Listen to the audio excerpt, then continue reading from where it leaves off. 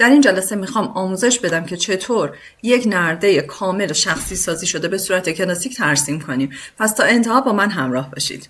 سلام، من الهام کیانی هستم با کانال یوتیوب الهام آریکن لایف با شما همراهم. اگر تا به این لحظه کانال یوتیوب رو هنوز سابسکرایب نکردید، بزنید رو دکمه سابسکرایب، نوتیفیکیشنتون رو فعال کنید که هیچ آموزشی رو از دست ندید. امروز میخوایم با هم دیگه یه نرده کلاسیک ترسیم کنیم از تاپ ریل، از باتم ریل و همچنین بالسترهاش رو میخوایم کامل ترسیم کنیم، لود کنیم داخل پروژه و یه نرده کلاسیک کامل ترسیم کنیم. اوکی، بدون معطلی بیشتر وارد رویت بشیم و آموزش رو شروع کنیم. مثلا یه پروژه باز کردم، یونیت ستاپش رو با هم تنظیم کنیم. UN رو تایپ میکنم، لکس رو میذارم روی meters rounding to decimal places و یونیت سیمبل روی M. اوکی میکنم. خب اول بریم با هم دیگه بالستر بسازیم. وارد فایل میشیم، نیو، فامیلی و از اینجا بالستر رو پیدا میکنیم و باز میکنیم. اولین کاری که میکنیم چون وارد محیط جدید شدیم UN رو میزنیم و یونیت ستاپمون رو انجام میدیم. میذاریم رو میترز، تو دسیمال پلیسز و متر. اوکی و اوکی. بچه‌ها صفحه همینطور که ملاحظه میکنید صفحه لفت باز شده، یعنی ویو لفت رو داریم و 5 تا رف پلین که برای کمک کردن به ترسیم راحت بالستر به صورت پیش‌فرض در این تمپلیت قرار داده شده که این دوتا خط برش پله و شیب پله هستش. این خط تاپ بالسترمون هست و این خط که هم سطح با لولمون باتم بالسترمون هست و این هم ارتفاعشه که به صورت پیش‌فرض پارامتریک شده. برای تغییر ارتفاعش به راحتی وارد فامیلی تایپ میشیم. از اینجا بالسترهایش رو پیدا میکنیم. الان روی 76 میذاریم حدودا روی 70 سانت. اپلای میکنیم، اوکی میکنیم. حالا کاری که میخوایم بکنیم اینه که ابتدا برای تاپش یه قطعه ترسیم کنیم، برای باتمش یه قطعه دیگه ترسیم کنیم و بعد قسمت میانی بالستر رو ترسیم کنیم. وارد تب کرییت میشیم، اکستروژن رو میزنیم. از ما رفلین میخوایم. چون روی ویو لفت هستیم، رفلینم رو قرار میدیم روی سنتر لفت اند رایت.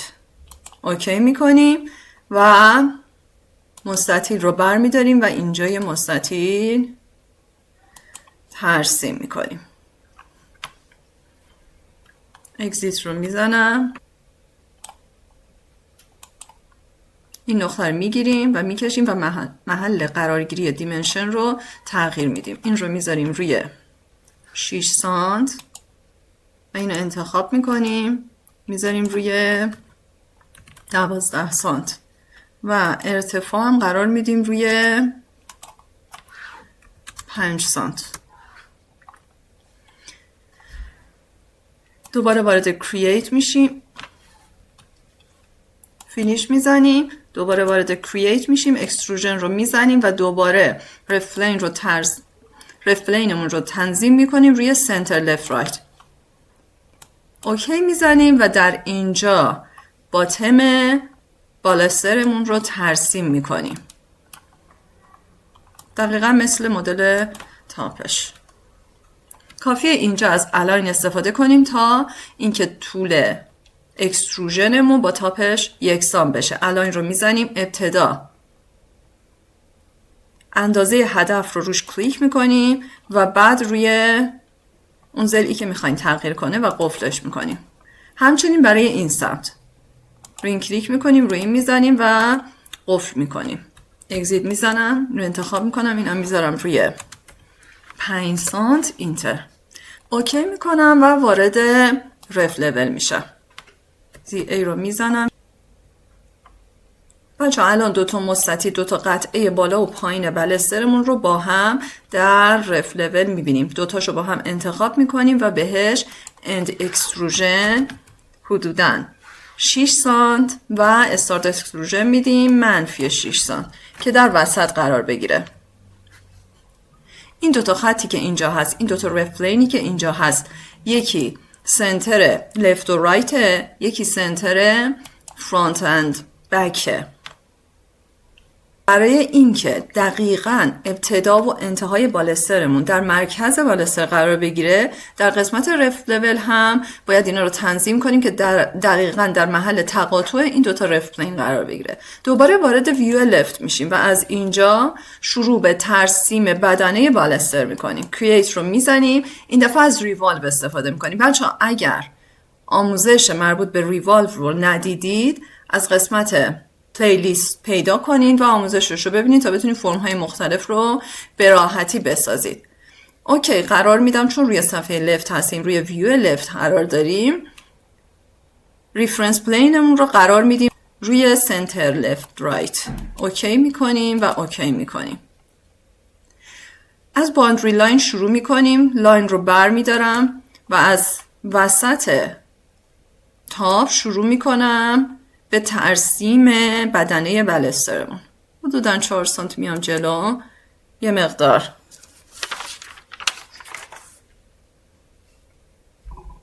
حالا حدوداً 5 سانت پایین، یه خط مورب اینجا ترسیم میکنم با این زاویه.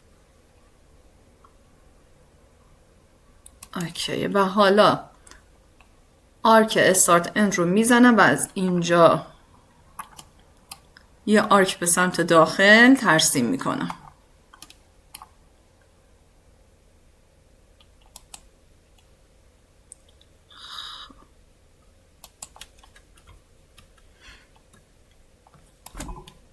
میتونیم اینا رو یه مقدار بکشیم این ورتر.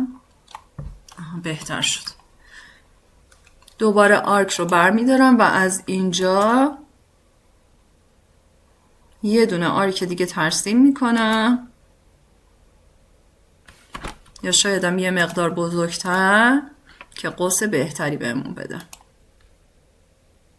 آها، اوکی. حالا لاین رو میزنم،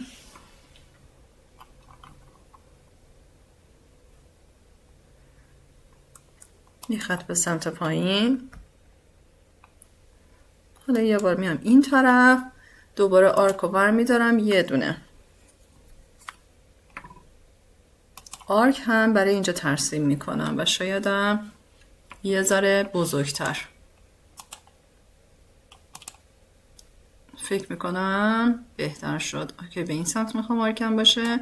اوکی میکنم، لاین رو مجدد بر میدارم و وصل میکنم به باتم و میام تا وسط باتم و این رو به صورت کامل وصل میکنم به خطی که برای تاپ ترسیم کردیم. الان بند روی بالسترمون رو به صورت کامل ترسیم کردیم. حالا اکسس لاین رو میزنم، پیک رو ور میدارم و آکس رو میذارم روی این خط و فینیش رو میزنم و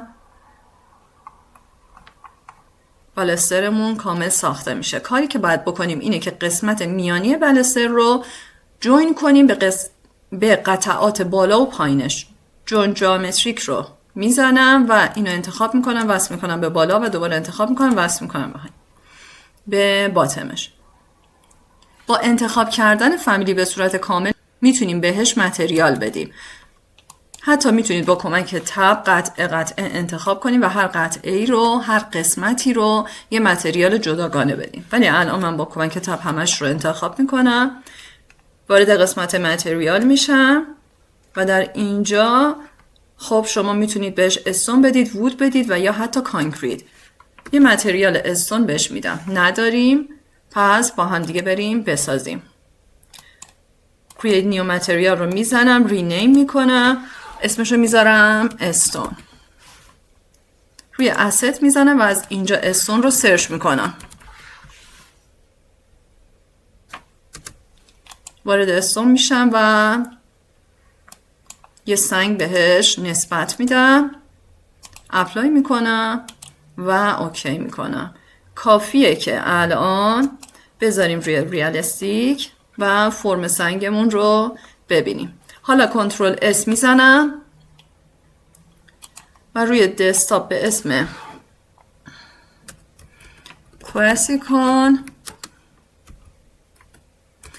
بالستر و با یه دونه بکاپ سیوش میکنم. این از بدنه، این از بالسترم. این فامیلی رو میبندم. بریم با هم دیگه تاپ ریل رو بسازیم. نیو فامیلی رو میزنم و از اینجا پروفیل ریل رو پیدا میکنم، اوپن میکنم، UN رو تایپ میکنم و لنگسش رو تنظیم میکنم. میذارم روی میترز، تو دسیمال پلیسز و یونیت سیمبولش رو میذارم روی M و اوکی میکنم.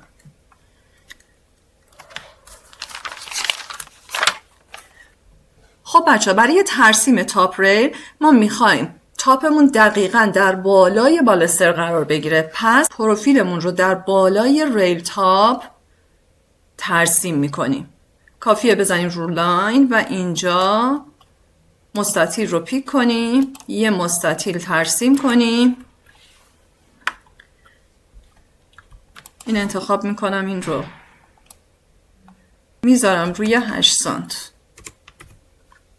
اینتر و بالایی رو میذارم روی 16 که مستطیلمون درست در بیاد و عرضش رو میذارم روی مثلا 6 سانت. خب وارد تب کرییت میشم، لاین رو میزنم، استارت اند ردیوس رو ور میدارم و اینجا رو با زاویه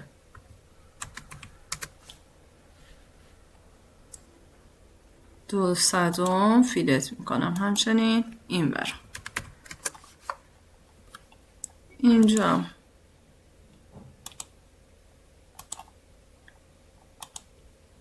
این حالتی ترسیم میکنم، پیکش میکنم، MM رو میزنم و میررش میکنم و با کمک اسپریت SL این زل ها رو اسپلیت میکنم، تریم رو میزنم و شروع به تریم کردن میکنم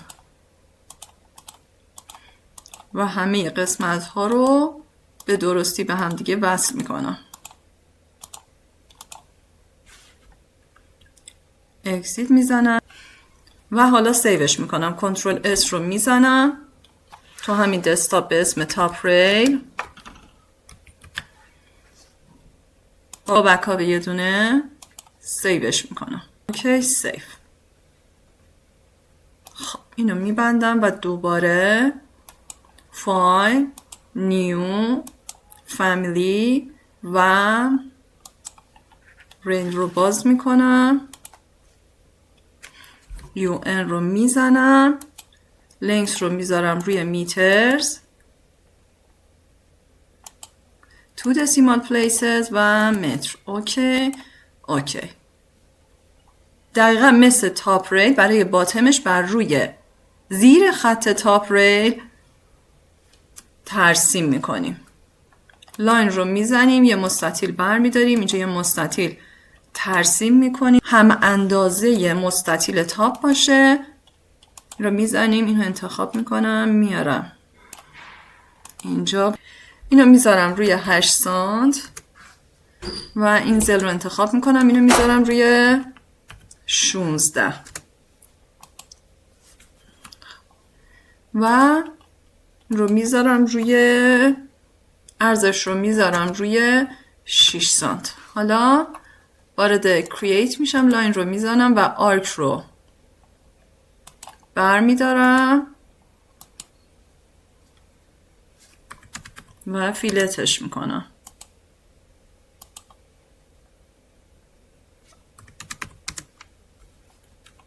TR رو میزنم، تریم، TR تریم، اوکی شد. و حالا کنترل S رو میزنم و به اسم باتم ری و با بکاپ یه دونه سیوش میکنم. 3 تا فامیلی که ساختیم رو باز کردم داخل رویت و وارد پروژه میشم. ریلینگ رو میزنم، از اینجا 900 میلیمتر رو انتخاب میکنم، وارد ادیت تایپش میشم، دوپلیکیت میگیرم و اسمش رو میذارم کلاسی کار ریلینگ.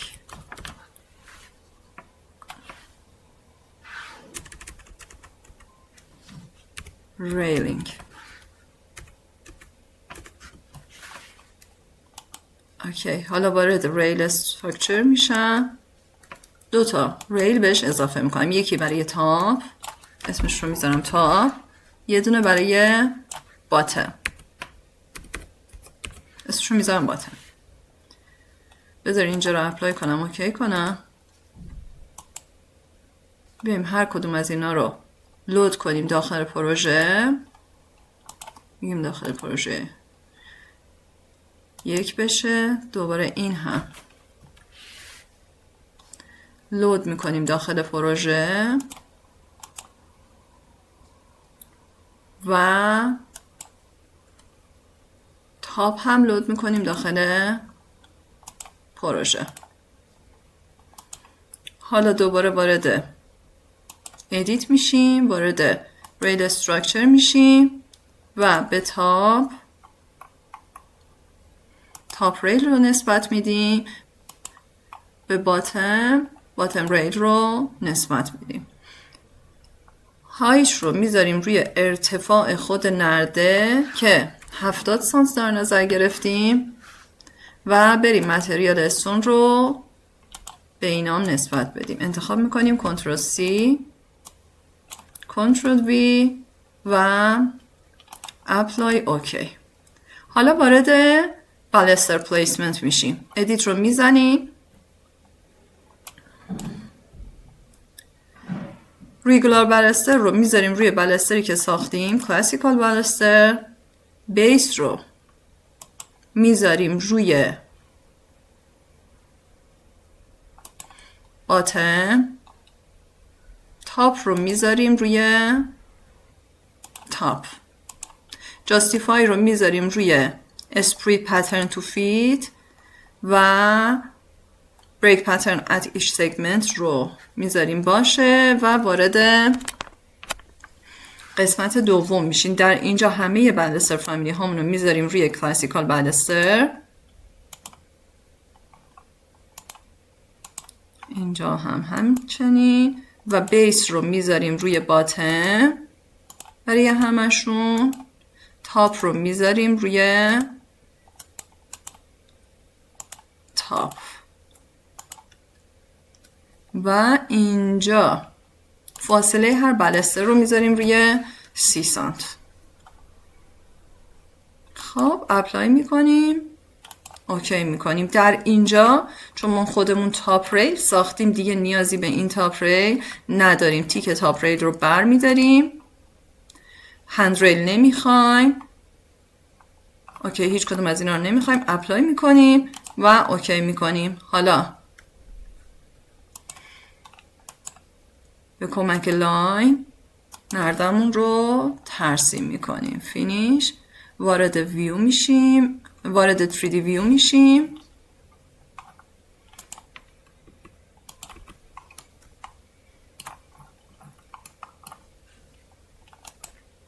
بذاریم روی ریالستیک.